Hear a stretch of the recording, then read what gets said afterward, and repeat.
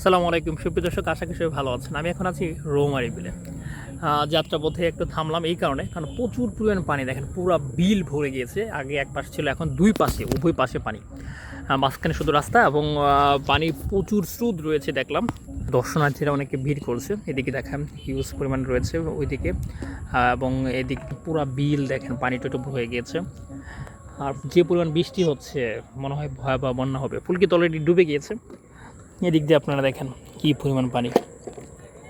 ও মাই god, এখন ফুলকিতে যেতে পারবেন না, আর গেলেও লাভ নাই। এখন আসতে হবে আপনাদের রৌমারী কফি হাউস, যেটা হচ্ছে রৌমারী কফি হাউস। নিচতলা তলিয়ে গিয়েছে, উপরতলা রয়েছে।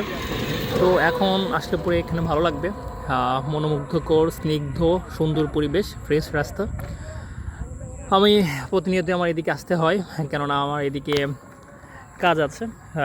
আমার একটা বাসার সাইটে কাজ করাচ্ছি।